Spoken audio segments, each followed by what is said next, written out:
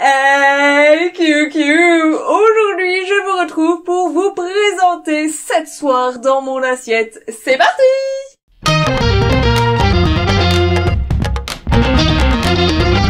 Je vais à mon décor habituel parce que j'essaye de faire une expérience, de tourner une vidéo un petit peu différente. J'espère la sortir... Elle sortira pas tout de suite clairement parce que faut que ça se travaille. Bref, quoi qu'il en soit, déjà j'ai tenté une autre expérience avec ce type de vidéo. Donc 7 soirs dans mon assiette, je vous ai filmé ce que je mangeais pendant 7 soirs, la préparation, etc.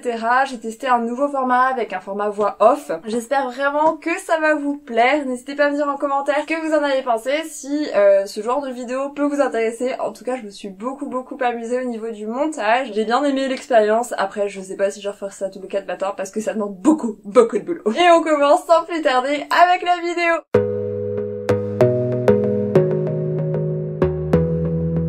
Dans un premier temps, je vais prendre 2 belles courgettes. Je vais commencer par découper les extrémités, puis les éplucher. Il est vrai que même lorsque je mange les courgettes à la poêle, j'ai tendance à les éplucher. Je fais ensuite pareil avec la deuxième.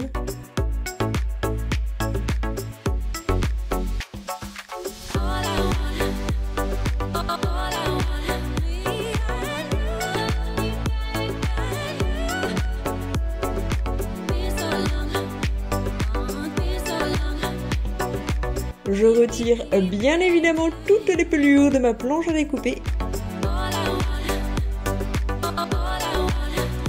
Et je coupe mes 2 courgettes en gros tronçons.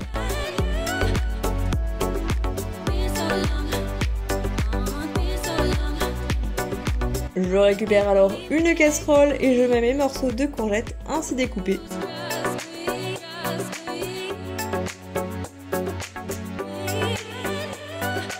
Oui, j'ai fait un plan pour vous montrer que j'ai mis des bouts de courgettes dans une casserole. Merci de ne pas me juger. Passons maintenant aux choses sérieuses. Je mets de l'eau froide pour couvrir mes petites courgettes. J'ajoute du bouillon de poulet, environ 1/4 de la marmite. Je vais mettre avec parcimonie du paprika doux. Oui, bon, j'ai peut-être la main lourde, mais j'adore le paprika. Et toujours avec parcimonie, j'ajoute du poivre 5 baies. Encore une fois, j'aime quand c'est relevé. Je mets ma plaque sur le niveau 4 qui correspond à chaud mais pas trop, faut pas déconner. Et je couvre et laisse cuire tranquillement pendant environ 15 minutes. Une fois mes courgettes bien cuites, oui, je vous montre à nouveau un plan de mes courgettes dans une casserole. Qui s'intéresse? Personne. Je mets finalement la casserole hors de la plaque chaude et le moment merveilleux arrive enfin. Je mouline à l'aide de mon mixeur plongeant notre futur velouté ainsi obtenu.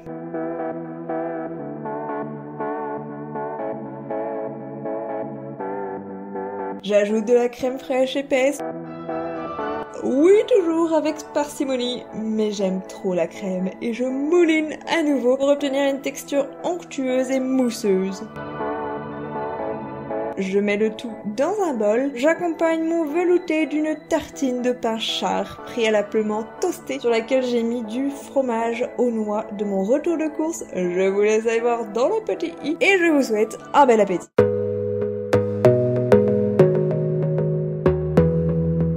Ce soir, j'ai la flemme de faire à manger, donc ce sera une petite salade. Je prends 2 concombres du jardin de mon papa. Comme hier, je commence par découper les extrémités et j'épluche mon concombre.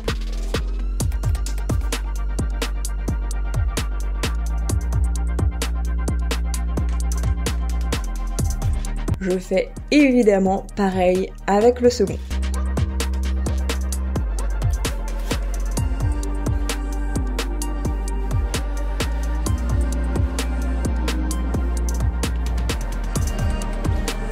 Une fois les légumes épluchés, je retire les épluchures de la planche et la partie fastidieuse commence. Découper en rondelles les concombres. Oui, c'est long. Très long. Trop long. Je mets alors les rondelles ainsi obtenues dans une boîte pour conserver les aliments. Oui, un tupperware qui n'en est pas un, car radine. Oui, à nouveau, le petit plan des concombres dans la boîte. L'heure de la sauce arrive, je prends de la crème fraîche épaisse, entière. J'ai fini le paquet et j'ai oublié d'en racheter. Je vais ensuite mettre du vinaigre balsamique, car c'est bon et que j'aime bien. J'ajoute du sel avec aromate pour saler les concombres et leur donner du petit goût. Oui, j'en mets juste une pincée. Pareil pour le poivre 5 baies. Juste une pincée.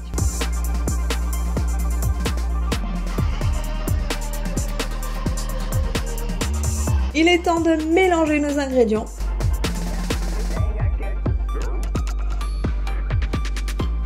Face à mon échec cuisant avec la cuillère, j'emploie la manière forte en refermant ma boîte et en secouant très fort. Passons maintenant à la salade de tomates. Je vais les monter afin de retirer la peau car elles viennent du jardin de mon papa et leur peau a tendance à être très épaisse. Je retire dans un premier temps la partie dure de la tomate, je ne sais plus son nom, et j'entaille le bas de la tomate. J'ai préalablement mis de l'eau à bouillir et préparé un saladier d'eau froide pour faire un choc chaud-froid à la tomate.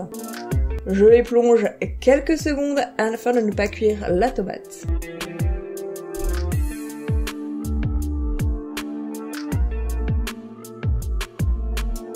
Ensuite, je récupère mes tomates ainsi plongées dans l'eau froide et les épluche facilement.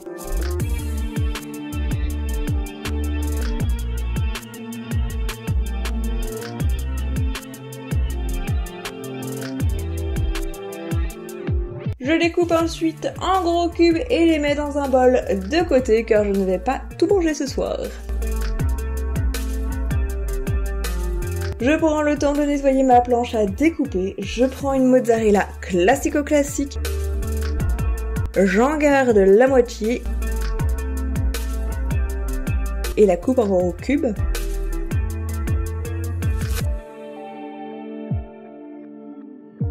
Je réserve ma mozza dans un bol à côté et je passe à l'amour qui est le cervelas. Je prends un gros tronçon. Attention, bien retirer la peau rouge car ça ne se mange pas. Et je le coupe à nouveau en cubes. Et je mets le tout dans le bol de la mozza. Ma découverte culinaire récente, ce sont les mini épis de maïs. J'adore. Je les coupe en cubes et les ajoute à mon bol. Je prends mes cubes de tomates pour ma salade de ce soir et j'ajoute de l'huile d'olive, du vinaigre balsamique, du sel, du poivre, et le tour est joué. Et voilà mon petit repas de la flemme de ce soir, salade de tomate mozza et salade de concombre. Bon appétit à tous!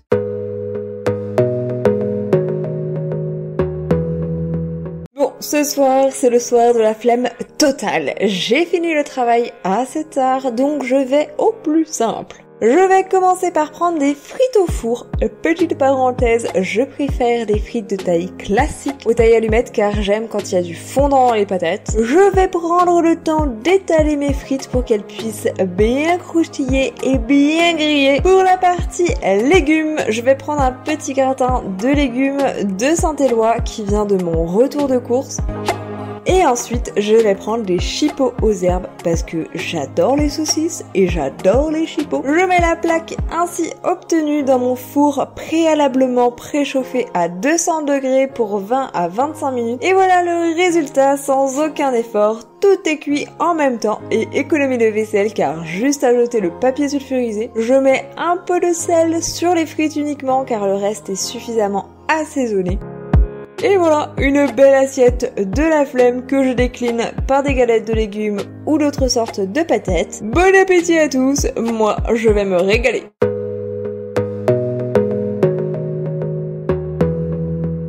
Ce soir, il fait chaud et j'ai envie de salade. Alors on va partir sur une petite salade de tomates mozza. Je vais prendre mon cervelas et je coupe un gros tronçon. Je retire bien évidemment la peau rouge et je le coupe en gros cubes.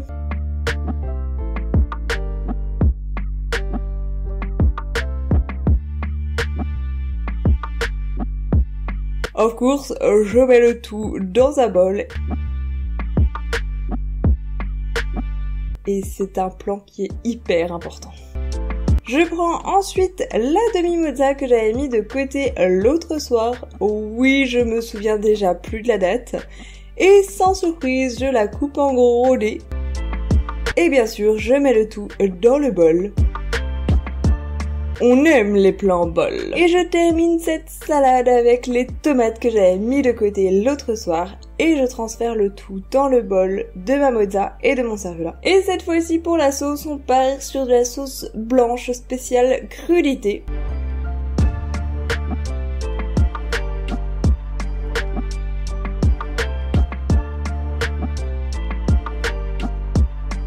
Et voilà le résultat, j'accompagne ma petite salade des concombres que j'ai préparé le soir dernier. Et je vous souhaite un bon appétit à tous!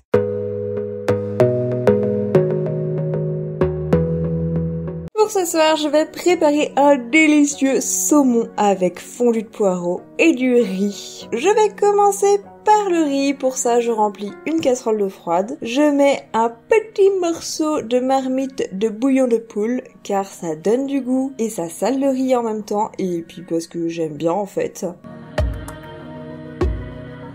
Je fais bouillir mon eau.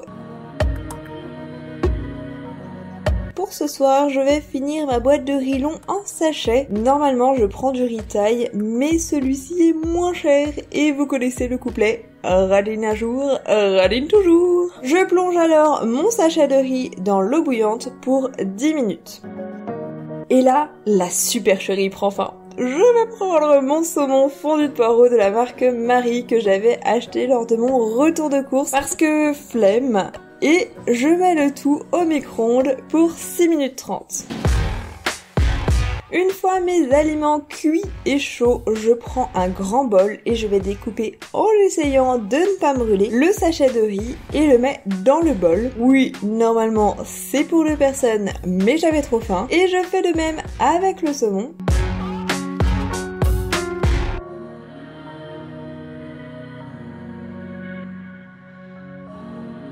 Bon, par contre, les petits légumes ne veulent pas venir, alors je m'équipe d'une cuillère et je mets le tout. Et voilà mon repas de ce soir. Perso, je vais émietter le saumon et tout mélanger avec le riz, parce que moi, le poisson, c'est pas toujours simple.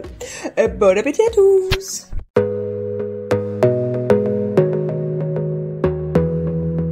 Ce soir, je vais me faire un repas sans viande et assez léger car je n'ai pas très faim. Bon, je me suis bouffé un paquet de popcorn juste avant, ça peut expliquer beaucoup de choses. Donc je vais préparer des haricots verts avec une galette sans gluten. Dans un premier temps, je vais prendre du beurre d'escargot congelé. Oui, le focus n'était pas avec moi ce soir. J'en coupe quelques gros morceaux et je mets le tout dans la poêle. Et bien sûr, j'allume la plaque. Non, je dis ça parce que ça m'arrive souvent d'oublier et pas comprendre au bout de 10 minutes pourquoi c'est pas chaud. Je prends ma galette de ma vie sans gluten achetée en magasin bio à 4 balles le paquet. Pour mes haricots verts, pour cette fois, je pars sur de la conserve. D'habitude, j'essaye de prendre du frais quand c'est la saison. Je mets une goutte d'huile dans la poêle de ma galette pour empêcher de coller, mais spoiler alerte, ça n'a pas été efficace. Oui, je vous montre mes magnifiques galettes. Je touille mon beurre pour pas qu'il brûle et j'ajoute mes haricots verts égouttés.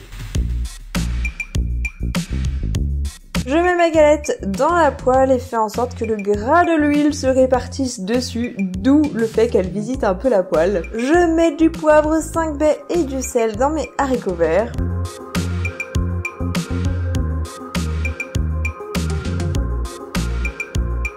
Moment périlleux, je retourne la galette sans qu'elle se décompose. Je couvre le tout pour que la cuisson soit uniforme. J'ai racheté de la crème fraîche et j'en ajoute une lichette dans mes haricots verts.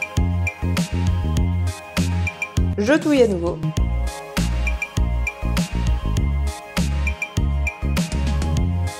J'éteins ma plaque et réserve mes haricots de côté. Et voilà un petit plat tout simple et plein de saveurs. En vrai, ces galettes sont grave bonnes et bien assaisonnées. Bon appétit à tous!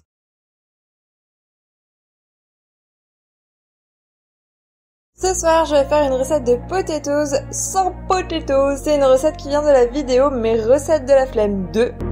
Pour cela, je vais prendre des pommes sautées surgelées que je mets dans un bol. Bon, niveau quantité, j'étais pas sûre de mon coup. Alors, une fois il y en a pas assez et une fois il y en a trop. Une fois la bonne quantité mise, je vais ajouter de l'huile d'olive pour pouvoir ensuite mettre mes produits secs.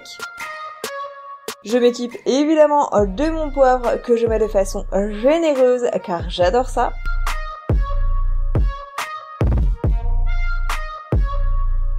Je fais de même avec mon sel aromatisé.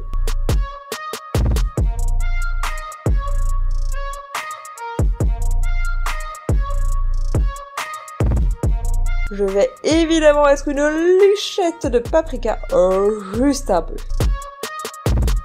Et j'ajoute un peu de piment fort pour relever le tout. Je m'équipe de la sainte cuillère et je touille le tout. Évidemment, j'ajoute un peu de paprika car les patates n'étaient pas assez rouges.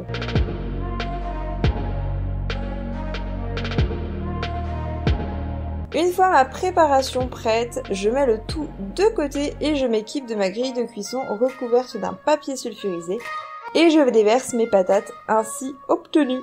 J'étale bien pour que la cuisson soit bien homogène. En attendant que le tout cuise tranquillement dans mon four préchauffé à 200 degrés pour 15 minutes, je vais m'attaquer à la viande. Pour ce soir, ce sera un pavé de porc à griller tout droit sorti de mon congélateur. Je mets une pointe de sel au fond de la poêle à la place d'une matière grasse et je pose mon pavé pour le laisser griller tranquillement. Je le cuis évidemment sur les deux faces.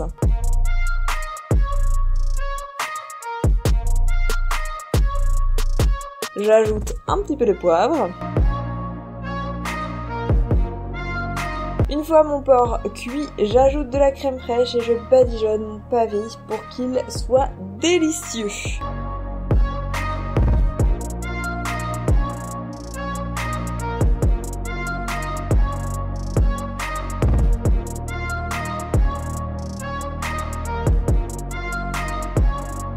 Mes patates sont prêtes. Et voilà, j'ajoute mes haricots verts de la veille et j'avais très faim ce soir. Je vous souhaite un bon appétit à tous! Et voilà que j'en ai terminé avec ma vidéo cette soir dans mon assiette. J'espère sincèrement qu'elle vous aura plu, qu'elle vous aura intéressé, qu'elle vous aura un petit peu montré les différentes recettes que j'ai l'habitude de faire, que ce soit quand j'ai la flemme ou un peu moins la flemme, suivant les jours, la chaleur, les envies, etc. N'hésitez pas à me dire, vous, en commentaire, les recettes que vous faites quand vous avez vraiment la flemme de faire à manger. N'hésitez pas également à lâcher un petit like si la vidéo vous a plu. N'hésitez pas également à vous abonner si vous voulez revoir ma tête dans une future vidéo. Et en attendant, je vous fais des énormes bisous. Bisous!